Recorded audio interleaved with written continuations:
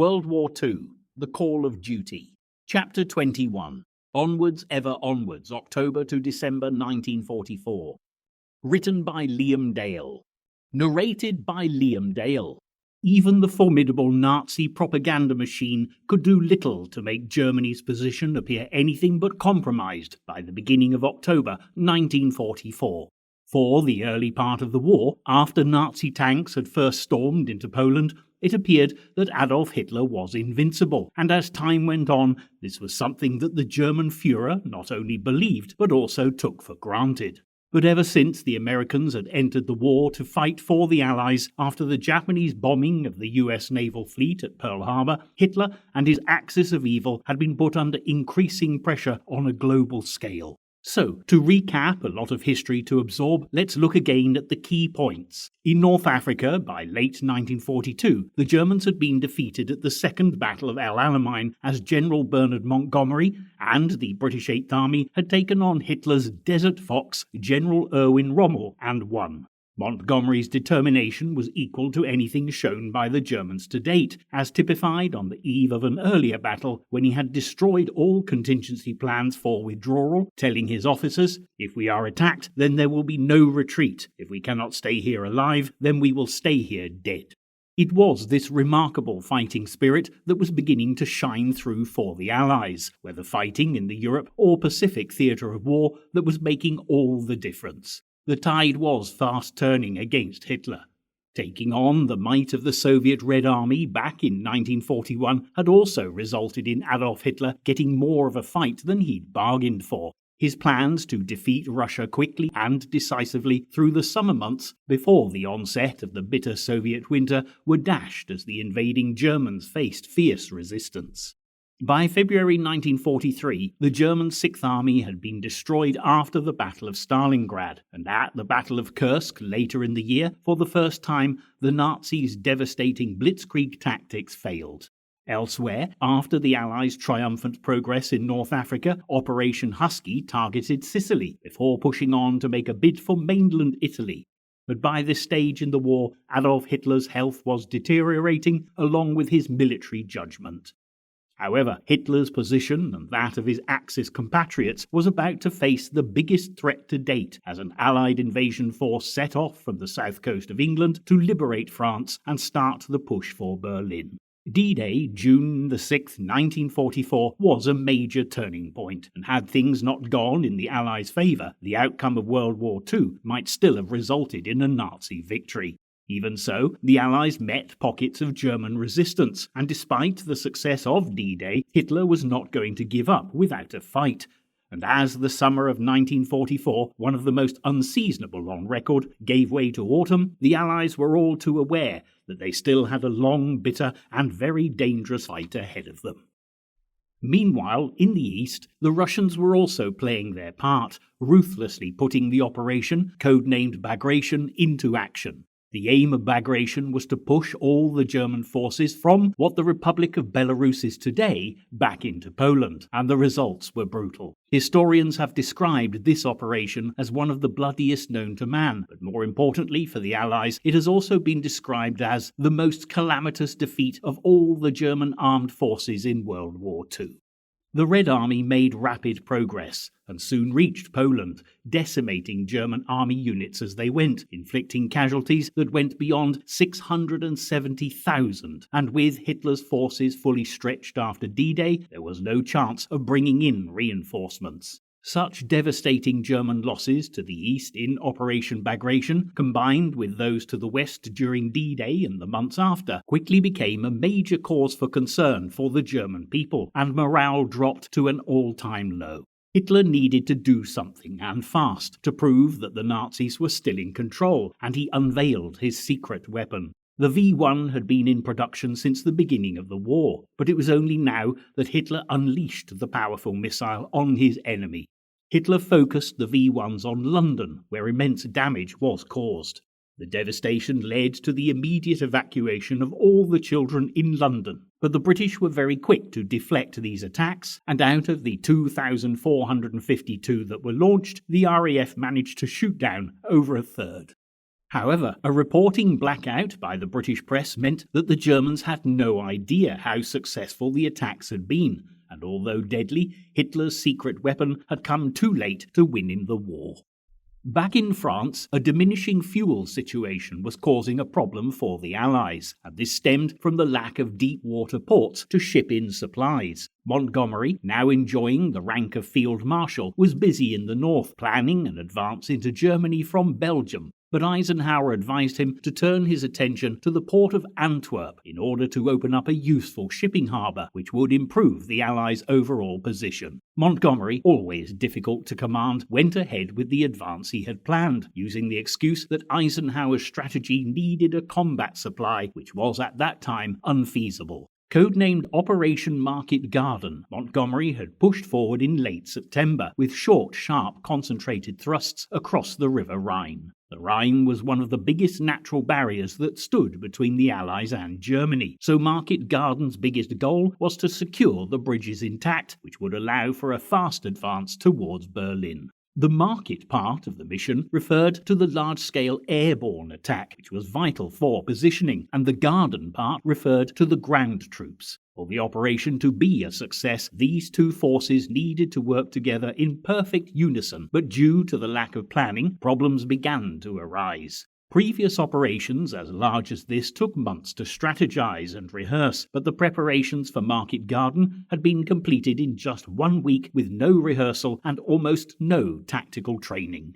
Other commanders were concerned about the unpredictable operation, but Montgomery stubbornly stuck to his guns, even when shown photographic evidence of menacing lines of tanks very close to some of the landing areas, which he dismissed as being non-serviceable. Operation Market Garden was unsuccessful in part because the fuel situation due to the Allies' failure to secure a port meant that the Germans had enough time to bring in reinforcements and consolidate their position. There were some 20,000 Allied casualties by the time Montgomery was forced to withdraw, and precious time had been lost. It was now vital that a solution was found for the fuel problem, because without a steady supply route, the Western Allies' push for Berlin would be seriously thwarted. Just as Eisenhower had wanted in the first place, the Belgian port of Antwerp was the Allies' next target, but as the bitterly hard-fought Battle of the Scheldt got underway, it was far from being an easy task for the Allies. The battle began on October 2nd along the Scheldt River, and even though the Germans put up fierce resistance to defend the port, it was eventually secured and immediately brought into service for Allied shipping. The opening of Antwerp, combined with the successful capture of the major port of Marseille in the south of France, finally put an end to the crippling supply shortage that was threatening the Allies' ever-improving position. The beginning of October also saw the end of the Warsaw Uprising, which is as controversial today as it ever was. The uprising saw Polish nationals fighting to liberate their capital city from the Germans. It was a major part of the Polish Home Army's Operation Tempest, which aimed to free Poland from the Nazis before the Soviets could take control. It was soon clear, however, that Warsaw was too heavily guarded for the Poles fighting alone, giving the Russians perfect opportunity to settle old scores. After Bagration, the Red Army were less than 10 kilometers away from the struggling Polish Home Army when they were ordered to come to an abrupt halt. The Soviets looked on as the Poles continued to fight a bloody battle for 64 days before finally waving the white flag of surrender. At the heart of the controversy is speculation as to the reasoning behind the Russian leader Joseph Stalin failing to come to the aid of the Polish Home Army. That the Soviets were busy during October is undeniable, and on the 6th they began the Debrecen offensive in eastern Hungary. If the Russians could secure the area, it would give them a wide-open gateway into Germany from the south. The ferocious attack began with the Second Ukrainian Front storming past the Hungarian Third Army. But then progress slowed, and the Germans were able to build up a strong defensive line. The Soviets treated the civilians of Hungary with utter contempt, committing atrocities that made the Hungarian troops fight even more determinedly, and despite being outnumbered, along with the Germans, they managed to ensure that the Battle of Debrecen ended with the honours even. But the Axis could not hold the Russians at bay for long, and on November 4th, the Red Army managed to secure the Hungarian capital, Budapest, and the surrounding area. October also saw the liberation of Athens. Greece had been invaded by the Italians in 1940, but managed to fight them off until Hitler reluctantly sent in his men in 1941. And from then until 1944, Greece was an occupied nation under Axis control. However, the exiled Greek government did manage to raise an army, which became very useful to the Allies in the North African and Italian campaigns. At this point in 1944, the Russians were already advancing into Romania and Yugoslavia, and the German forces occupying Greece were strategically withdrawn, as they were in danger of being cut off by the Soviet advance. And when the Western Allies took control after liberating Athens, the Greek government in exile returned just over a week later. However, losing occupied territory wasn't the only thing that Hitler now had to worry about. Paranoia and distrust of the people around him was also a growing issue. And this was not without foundation, because there were several assassination attempts made on Hitler's life throughout 1944, but Operation Valkyrie on July 20th came the closest to succeeding. It was only a matter of hours before von Stauffenberg was hunted down and executed, but the extensive investigation to find anyone who was involved was only just beginning. The brutality with which the accused were treated knew no bounds, and even some of Hitler's closest associates were implicated in the plot. The most shocking name to appear was undoubtedly that of Erwin Rommel, Hitler's most trusted desert fox, who had fought so hard for the Nazi cause in North Africa. Rommel had then been singled out for further distinction, as it became obvious through late 1943 into 44 that an Allied invasion of France was becoming ever more likely, and he was given the task of defending the French coast. On July 17th, an air attack had resulted in Rommel's car being bombed, and he was hospitalized with serious head injuries. During his military career, Rommel had always been against some elements of the Nazi regime, especially the maltreatment of Jews, and when it came to the investigations after the July 20th assassination attempt, the Desert Fox came under suspicion. When documents from the coup's headquarters were located, Rommel's name was there, not only as a potential supporter, but also as a possible leader if the assassination and subsequent takeover should prove successful. Even though there was no actual evidence of the conspirators communicating with Rommel, the Nazi inquisitors were on the injured man's case.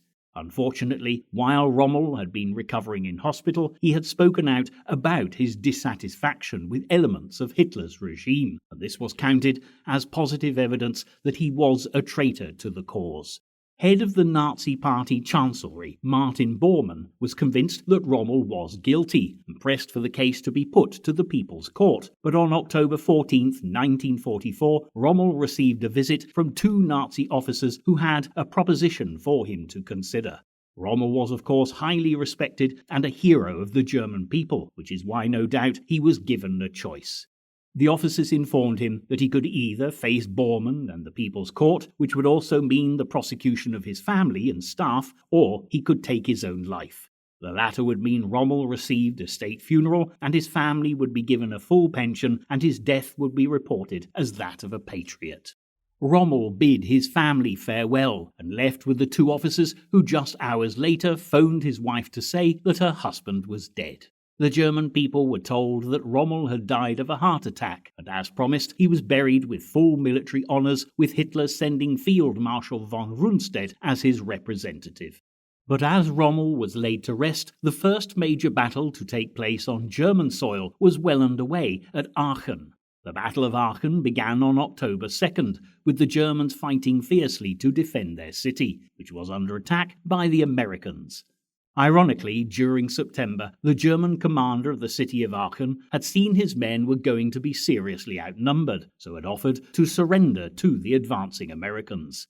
Somehow, instead of going to the Allies, the letter of surrender was delivered to Adolf Hitler, and the unfortunate commander was immediately arrested and German reinforcements sent in. Despite the brave fight put up by the Germans, their efforts were in vain. With the Americans having almost 90,000 more soldiers than their enemy, the battle was going to be one-sided to say the least. But because the Germans were on their own territory, they were able to hold their lines for a while, as well as managing to inflict heavy casualties on the Americans before their inevitable defeat. By the time the battle was concluded as a decisive Allied victory on October 21st, the casualties for both sides were in the region of 5,000. But as the Germans also had 5,600 of their men captured, it was a heavy price to pay in a battle that had been a foregone conclusion. October really was a key month, and it wasn't only in Europe that there was heavy fighting. In the Pacific, the Americans were at last beginning to make headway against the Japanese, and the battles fought between 1943 and 44 were forcing them away from the relative security of their South and Central Island bases. When the Japanese had taken control of the Philippines back in 1942, the American commander of the United States forces in the Far East was General Douglas MacArthur, and President Roosevelt himself had ordered MacArthur to leave the Philippines where he was based. MacArthur was reluctant to depart, feeling the U.S. Army owed it to the people of the Philippines to stay and fight, and even considered resigning his commission to continue as a private soldier. However, in the end, MacArthur followed orders and left for Australia, but not before he had vowed to return to see the Philippines liberated. And on October 20th, 1944, MacArthur and his staff waded knee-deep through the water to march ashore on the Philippine island of Leyte as the American general fulfilled his promise. The Battle of Leyte Gulf, a body of water to the east of the island, engaged the US and the Imperial Japanese navies and raged between the 23rd and 26th of October. This was considered by many to have been the largest battle at sea of the Second World War, and in fact the whole of naval history, but it can be segregated into 4 major battles. Fleet Admiral William Halsey was in command for the Americans, and his in-depth planning combined with determined leadership meant that by the 26th the Allies had secured a decisive victory, despite being subject to the first ever organized kamikaze bombings.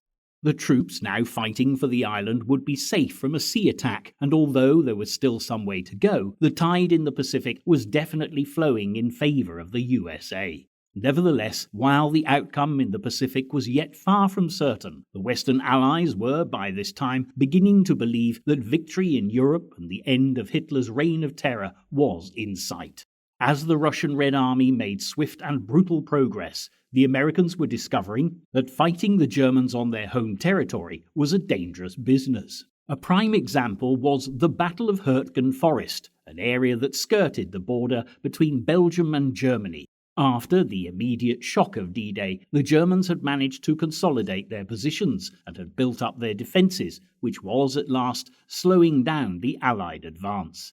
As the Allies moved into Germany, one of their major goals was to clear all of Hitler's troops from this heavily forested area, which would in turn prevent the Germans from reinforcing their front lines further north between Aachen and the River Ruhr.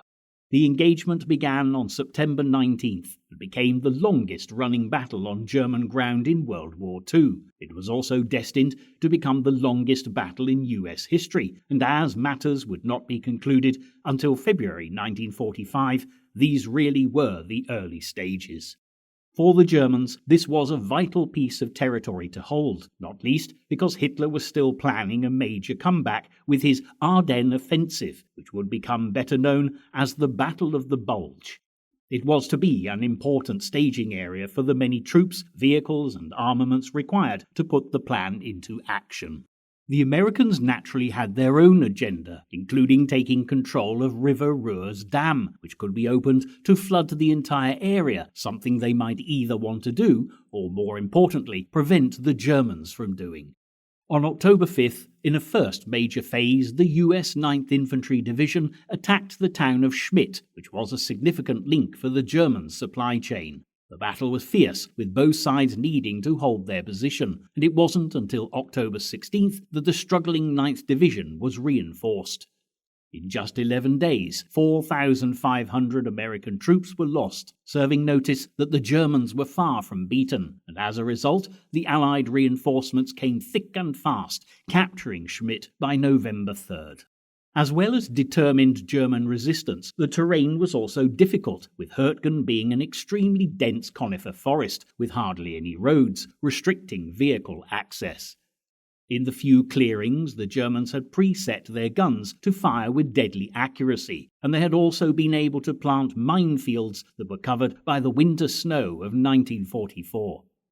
Equally, the dense forest caused problems for Allied planes, as there could be little air support for the troops below. The terrain became an even bigger problem in the second phase of the attack, as not only was the weather worse, but also tanks became essential in the battle. American engineers did manage to blast tank routes through the battle zone, but it was a perilous exercise. While the battle continued, the weather and fighting conditions deteriorated, and many lives were lost simply as a result of frostbite, trench foot, and sheer exhaustion. A number of the Americans fighting here had also been involved in the Normandy landings, and some who witnessed the bloody battle for Omaha Beach, where over 3,000 troops were slaughtered, commented that by comparison to the Battle of Hürtgen Forest, Omaha had been a walk in the park.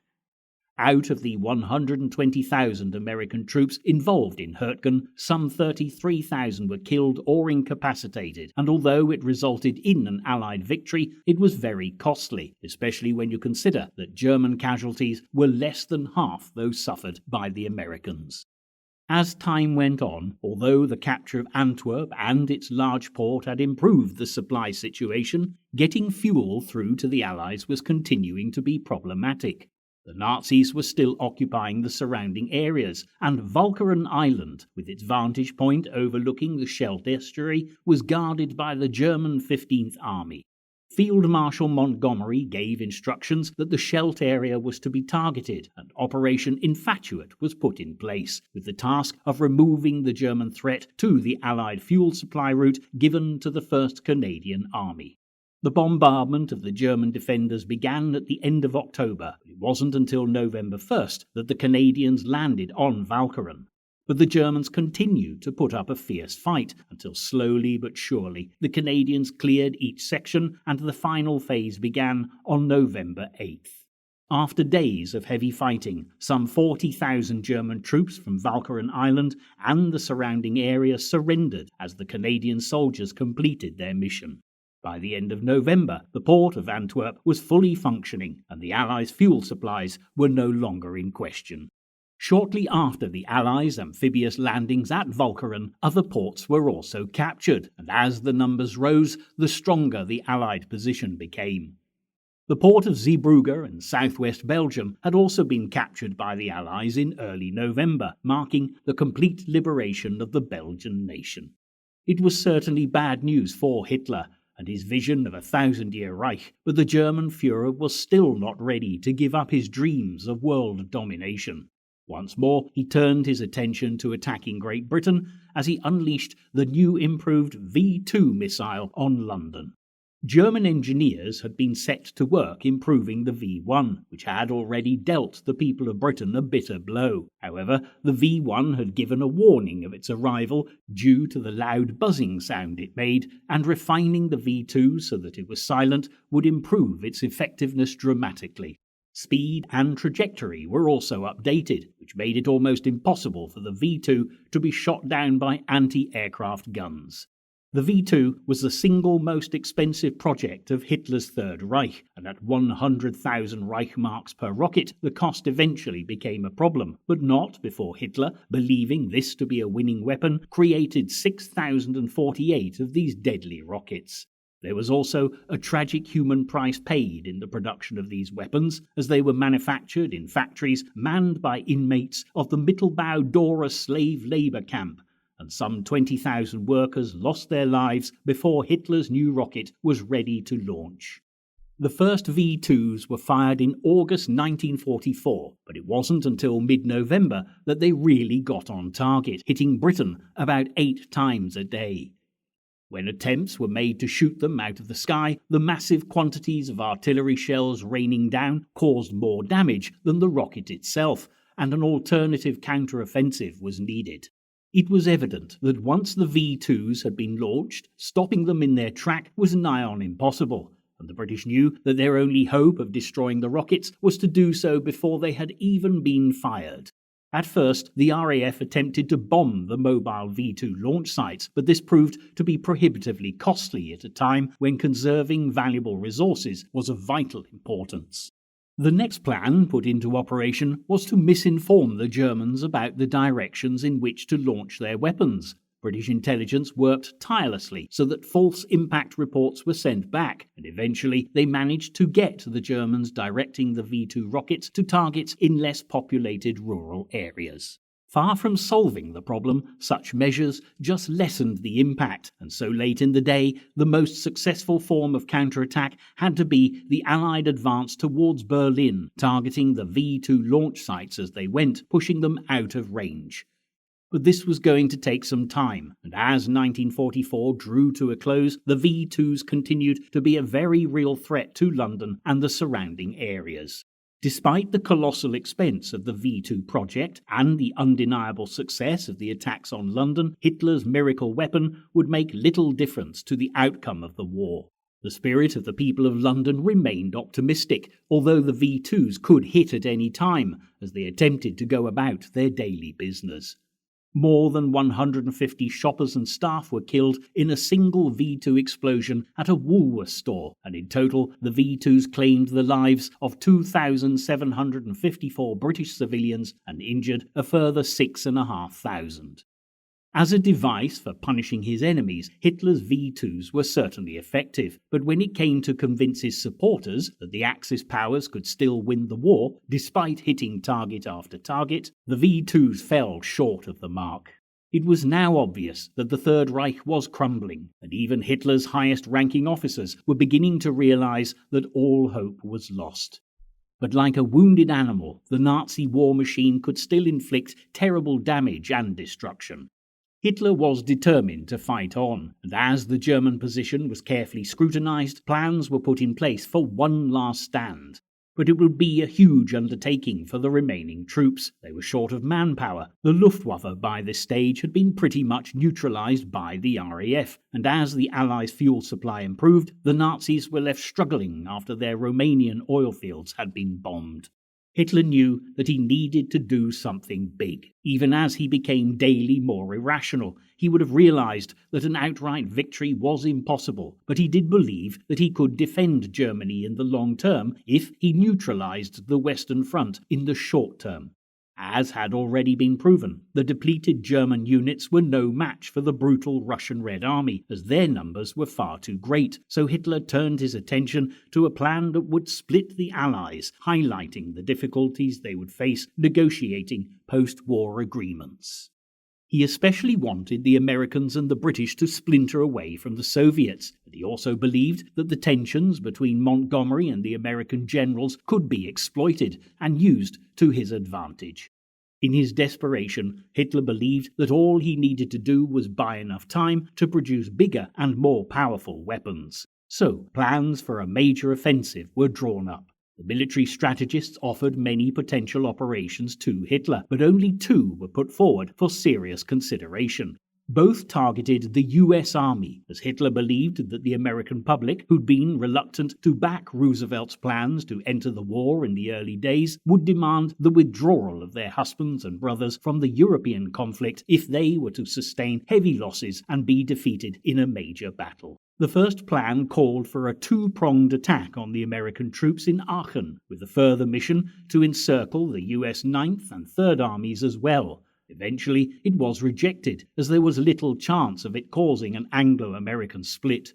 The second plan, however, had far more scope. Using their trademark blitzkrieg tactics, the Nazi objective was to split up the American and British lines and capture the port of Antwerp, which would not only cut Allied access to supplies, but also trap 4 complete armies behind German lines. The operation was given the menacing title, The Watch on the Rhine, but it was destined to be recorded for posterity as the Battle of the Bulge. In September 1944, the area of attack was discussed in detail. Hitler was insistent upon using the Ardennes as the staging area for the battle. A success here and the Battle of France in 1940 had been crucial, and the Allies were unlikely to suspect a Nazi attack coming from this region as they focused on their own push towards Berlin. Many of Hitler's commanders were against the Watch on the Rhine for several different reasons.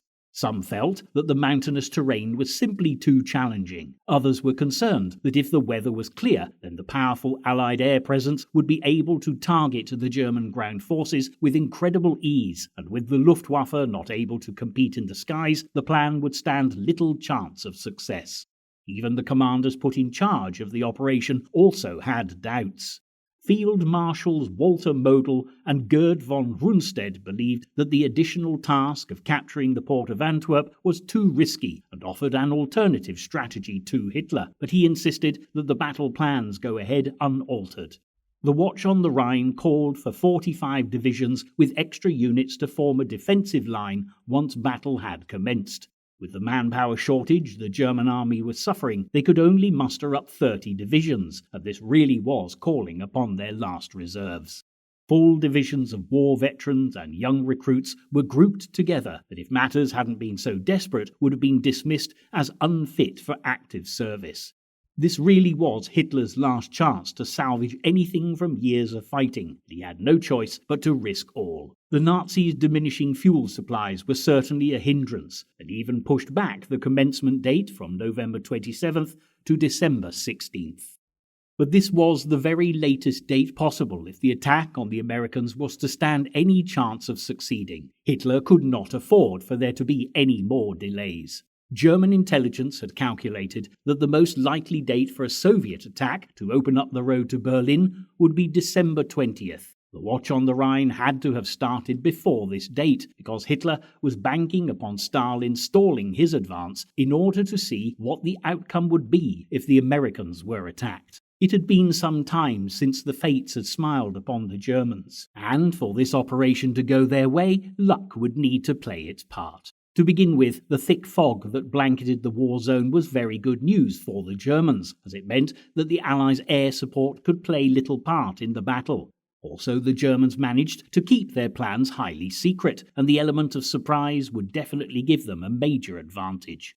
The Americans, without doubt, had superior manpower, so it was vital if the Germans were to stand any chance at all for the attack to come as a complete surprise. Since von Stauffenberg's assassination attempt on Hitler's life had nearly succeeded back in July, security had been tightened. But matters concerning the Ardennes offensive were tracked and controlled to prevent any information whatsoever being leaked to the enemy.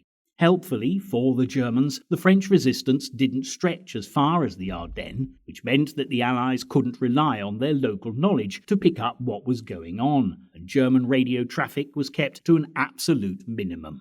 Instead, telephones, telegraphs, and teleprinters were used by commanders to organize maneuvers and communications, which meant that one of the Allies' most valuable assets to date, Ultra, which usually intercepted all German operations, became almost useless.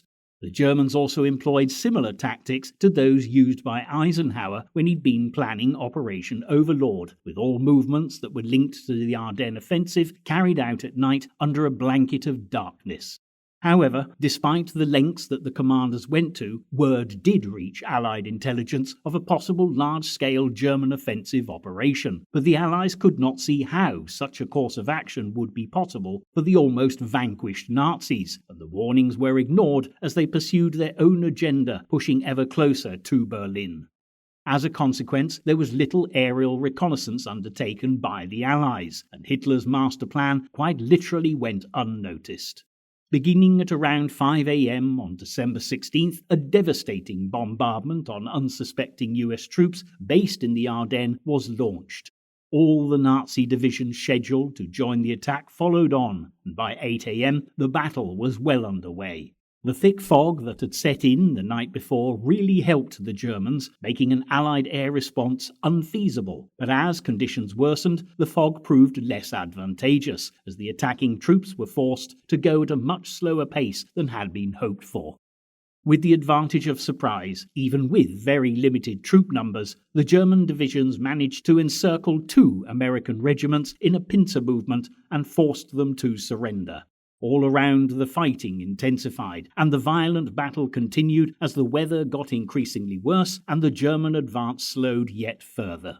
Everything started to fall behind schedule, and as the Americans were now all too aware of what was happening, while retreating, they blew up bridges and fuel dumps along the way, which slowed the Germans' progress even more. For the Germans, anger and frustration resulted in the captured Americans being treated with utter contempt. Bloody massacres became commonplace as Hitler issued orders for his troops to fight the battle with brutality in order to scare their opponent. And even though the end of the war was in sight, thousands of Americans would be slaughtered in the Ardennes. Just a day after the operation commenced, the Germans captured a US fuel station near the city of Malmedy, and as they moved off, they encountered a small group of American soldiers who, after a brief battle, surrendered. These troops, along with the POWs from the fuel station, were herded into a field and shot, a cowardly and gratuitous act of violence with no advantage gained by the Germans whatsoever. This futile act of brutality was eventually treated as a war crime, and the Malmedy massacre, as it became known, was tried on May 16, 1946, and the commander responsible for ordering the atrocity was sentenced to death by hanging, along with 42 other members of his division. What's more, the occurrence of the Malmedy and similar massacres in the last weeks of 1944 did have a negative impact on the perpetrators. As news reached the Americans fighting throughout the Ardennes, they became more determined than ever to withstand the German attack. A case in point was when the Germans managed to encircle the Americans in Bastogne, and Brigadier General McAuliffe, the US troops commander, received a letter from the Germans demanding an immediate surrender. McAuliffe's one-word reply, "nuts," went down in history, and although the Battle of Bastogne raged on, Hitler's dream of a famous last stand that would at the very least salvage some Nazi pride began to fade. The outcome of the Battle of the Bulge would not be decided in 1944, and as the fighting continued through Christmas and into the new year, the casualty figures for both sides continued to rise. 1945 was destined to bring peace to the world shattered by war, but as the push for Berlin and Hitler's ultimate defeat continued, the days of Roosevelt, Churchill and Stalin working together as allies were beginning to draw to an inevitable close.